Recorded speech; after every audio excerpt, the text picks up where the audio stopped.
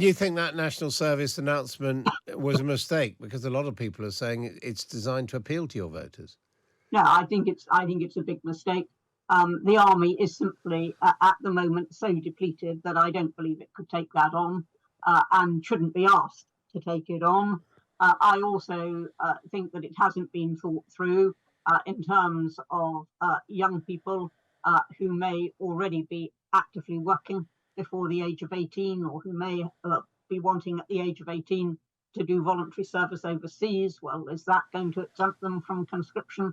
I don't think it's been thought through. I think this is a knee-jerk reaction, probably, I don't know this, but probably to a focus group. Now, inevitably, we've been talking a lot about the Reds and the Blues, Labour and Conservative. What about the rest of the spectrum? The other parties fighting in this election just had a pollster's view. Let's get the latest now from some of their campaigns, starting with the Liberal Democrats. Here's how it all kicked off. In so many parts of the country, it's the Liberal Democrats who can beat the Conservatives, who've taken people for granted for so long. Well, joining us now is Sean Kemp. He's a former advisor to Nick Clegg, the previous leader of the Liberal Democrats. Sean, in your view, what are the Liberal Democrats trying to do in this campaign? What do they need to do? Well, what they need to do, essentially, and then they're not being shy about this, is they're trying to win seats where they're second to the Conservative Party. I think of their top 20 target seats, 19 of them are held by the Conservatives. So in a sense, the job for them is easier when they had to sort of face both ways. They are trying to win votes from what they would say were disillusioned, more centrist, if you want to use that phrase, Conservative voters, but also Labour voters who are in Tory-held seats where they're saying, vote for us if you want to kick out the Conservatives. So it's a strange election campaign for them because in a weird way, they're not that worried about national vote share. They're worried about, in these specific seats, most of them in the south, east and southwest, can they take them off the Conservative Party? So it's quite focused. And really what they'd like to do is get up to a number of MPs where they're a slightly more relevant parliamentary party than they have been for a number of years, ever since basically they got pretty much wiped out in 2015. Because there is a big prize for them, isn't there, if they can become the official third party again, replacing the SNP. Yeah, I mean, and where to Labour and Conservative sort of MPs is a bit sort of two bald men fighting over a comb territory. But for the being the third party in Parliament actually matters in sense of you always get a question at PMQs, you get more say in select committees and so on. It just helps you get noticed a bit more. So I think the dream for them would be to end up finishing third. The difficulty about that is not totally in their gift. It also relies on how much does the SNP collapse. But if you'd say to them, if they came out of this result and they'd managed to do that, which I think still might be tough, but if they managed to do that, they would be absolutely delighted. And just in terms of numbers, I mean, I was talking to Sir Ed Davey yesterday. He, of course, didn't want to put a number on it. But I mean, how many constituencies are they really focusing on? About 80? Yeah, they're focusing, I think, on about 80. If you think about how many they might actually win, it's really tough for them because it's partly just a resource issue. It's about how many members you've got. You've got the structures in place to campaign all these seats. I think anything from mid-20s upwards is actually not a bad return for the Liberal Democrats in terms of number of MPs. A lot, like I say, might not be in their gift. If this is just one of those elections where, a little bit like you saw in 97, where people just say, we just want to get rid of the Conservatives wherever, then they might impress on the upside. But honestly, it wouldn't surprise me if they end up with a decent improvement in the number of MPs, and a lot of people are on shows like this going, oh, maybe they're a bit disappointed, because I don't think they're about to sort of sweep up to the levels they were in like 2010 when they had 63 MPs. If they can say double the number of MPs, which is certainly on the table, I mean, that would be terrific for them. Well, let's not forget they did get into government in 2010 in the coalition. But has that now turned into, sort of folk memory, made it all a bit of a liability, that? I think it turned into a liability very quickly indeed. Yeah, after about 2 days, I would argue. It's probably less of a liability now than it was.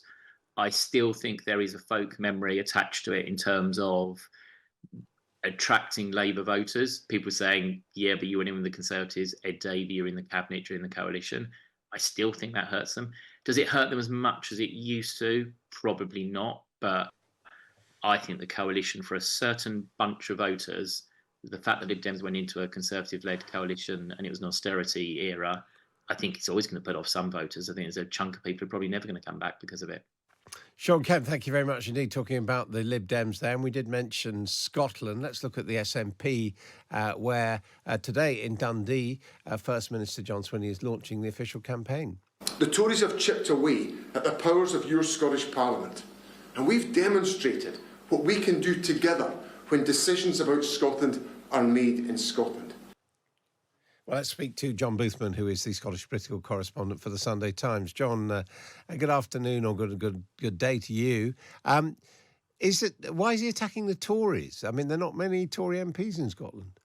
Well, there's 6 Tory MPs in Scotland, and if the SNP can win any seats, it's probably against the Tories, though the Tories hope they can hold on to them and maybe add a couple. The Tories have actually been doing better in Scotland more recently than their counterparts south of the border. But look, John Swinney's got a big uphill task. Last election, the SNP won 45% of the vote. They came third at Westminster. They got 48 out of the 59 MPs, and the polls are telling us now that they're under 30% in the polls. They stand to lose, something like up to around possibly 30 seats, mostly to Labour, of course. And look, he's not in a good place. They had a poor start to the election. The Scottish government's not delivering, and its record isn't very good. The party doesn't seem to have much money after 13 months of Hamza Yousaf. You've got that police investigation. He's got the wind in his face, really. And a bit of a controversy, though, about the Conservatives, because Douglas Ross is campaigning in Michael Matheson's constituency in Falkirk today. What's all that about?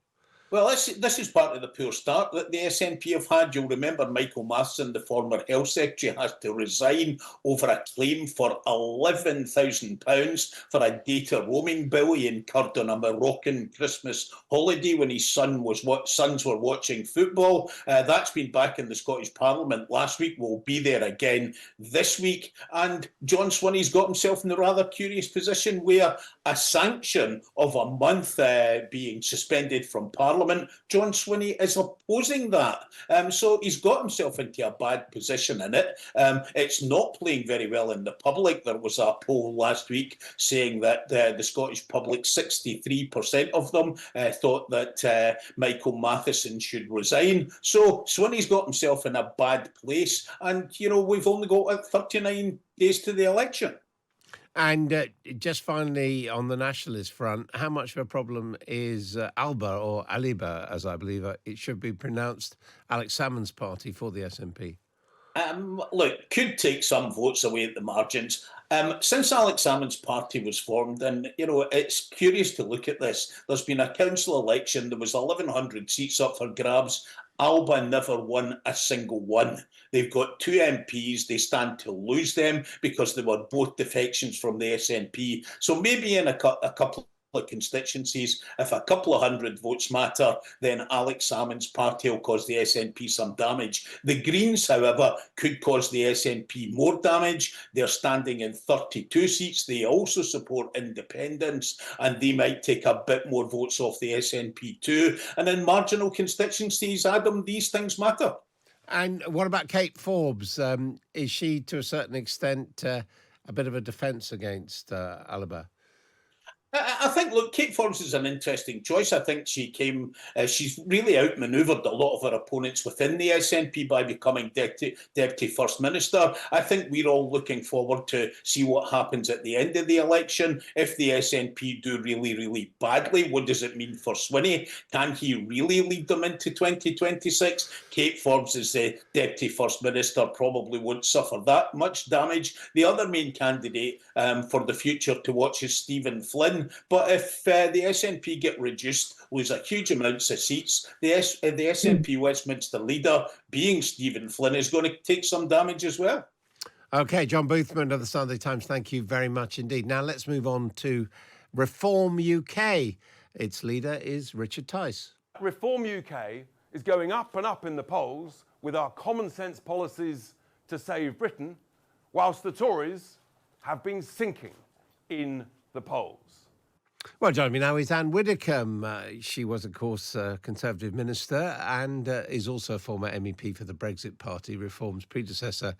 Good morning to you, Anne Widdecombe. Good morning. Nice to speak to you. Are you a candidate for reform in this election? No, I am not a candidate. Spare me, please. I'm 76, Adam. Just spare me. No, all right. We'll spare you. But Nigel Farage wants to be spared as well. Is that a disappointment? In some ways, it's a disappointment, but equally, he is now free to campaign up and down the country and make a great deal of noise. Whereas he's quite right. If he, at this stage, had stood in a constituency, he would have had to start from scratch in one place, and he would have been confined to it pretty well. So there is a huge advantage in his being free to roam, so to speak. And you're going to be roaming, supporting reform candidates as well. I should be roaming. How close to the target of standing in all the seats, the British seats, do you think the reform's going to get? Oh, we're pretty well there. Yeah, we're pretty well there now. And so, yes, that will happen. I mean, we've been promising that for a very long time. And when the election was declared, like the other big parties, we hadn't got all the candidates in place, but even at that stage, we had most. And we're pretty well there now. And is it really all about damaging the Conservatives, or at least damaging the Conservative vote? No, that's not the main aim. The main aim is reform, trying to persuade people that it's time for a change. It's time to get away from the two main parties. And already we've seen a Conservative reaction to that. They've adopted some of the policies that we'd already published, such as getting rid of diversity posts and sex education in schools and all the rest of it. And I also think, and I don't think I'm the only one who thinks this, that the announcement, the sudden announcement, which not even one of the defence ministers had expected, was on conscription. So I think, or national service at any rate. So we're pushing our policies that way, but we're campaigning in our own right. It's not just about the Conservatives. And indeed, we have many supporters who come from Labour. I mean, do you think that national service announcement was a mistake? Because a lot of people are saying it's designed to appeal to your voters. No, I think it's a big mistake. The army is simply at the moment so depleted that I don't believe it could take that on and shouldn't be asked to take it on. I also think that it hasn't been thought through in terms of young people who may already be actively working before the age of 18, or who may be wanting at the age of 18 to do voluntary service overseas. Well, is that going to exempt them from conscription? I don't think it's been thought through. I think this is a knee-jerk reaction, probably, I don't know this, but probably to a focus group. Anne Widdecombe, always a pleasure. Thank you very much indeed for joining us on behalf of Reform UK. Finally, let's move on to the Greens. Here's a bit of their party political broadcast. At the Green Party, we have something different to offer, an alternative to the current politics of complacency that will give people hope rather than leave them in despair. And let's speak to Baroness Natalie Bennett, who is, of course, a former leader of the Green Party. Natalie Bennett, how's the campaign going so far? Absolutely brilliantly. We, of course, are coming out of the local elections where we had absolutely brilliant results. We now have more than 800 councillors up and down the country. The party's energised. We've seen a big surge in membership. More than 1,000 people have joined the Green Party in the first few days of the campaign. But this is a long-term project. We've been looking to elect the next generation of Green MPs. We've been preparing for this for years now. And so, Ellie Chowns in North Herefordshire, Adrian Ramsey, who you've just been hearing from in Waveney Valley, of course, Carla Denyer in Bristol Central, and Sian Berry stepping up in Brighton Pavilion after the wonderful, brilliant service of Caroline Lucas. We were absolutely ready for this. Like the rest of the country, we couldn't wait for the Tories to go, and people are looking for real hope, looking for real change, and that's what we offer. That's 4 or 5 constituencies you've highlighted there. How many overall are the Greens going to put up candidates in? In England and Wales, we'll be offering everybody the chance to vote Green. There's lots of seats around the country that will surprise many people. I think the Green result that we're going to get. We've got some wonderful candidates. Worcester, and you can probably remember, Adam, when people used to talk about Worcester woman, it was one of the great swing seats. Well, in the council elections just gone, the Greens demonstrated they got more, got the votes in the local council elections to demonstrate that they were are now the opposition there in Worcester. You take up in South Tyneside, there's a Green leader of the opposition on the council now, coming up just over a few years. You look at the graph of what's happening in terms of the number of Greens elected to councils around the country. We're looking to set out on the same path in terms of general election in Westminster. And how significant for your level of support do you think that the controversy over Israel in Gaza is? Well, I think many people around the country, we've just been seeing UNRWA reports out this morning, just how absolutely horrific what's happening in Gaza. People are feeling so much. I was in a meeting with the families of the Israeli hostages taken by Hamas. People are feeling that they want a ceasefire now. They want the hostages to be able to go home, and they want a long-term lasting settlement in the region. The Greens are the people who are saying that we have to follow international law. We're seeing the EU now taking steps to say how can it act to try and prevent Israel going into Rafah, something that the International Court has said it should absolutely not do. We're the people who are standing up for human rights and the rule of law. Do the Greens accept the right of Israel to exist? Oh, absolutely. I mean, that's not even a question. So you support a two-state solution, not a single-state solution, as some on the left do? Absolutely. That's been the Green Party policy for as long as I can certainly remember, and I'm sure before that. And will you be running a candidate against Jeremy Corbyn in Islington North? We're standing in. We want to give everybody the chance to vote Green. One of the things I found in previous elections when I was leader and since, the day after the election, we've before got lots of disappointed people coming at me saying, I went down to the polling station to vote Green and there wasn't a Green on the candidate list. This time we want to make sure everyone has the chance to vote Green. Thank you very much indeed, Natalie Bennett, there for the Green Party. That's our roundup of all the significant parties standing in this election.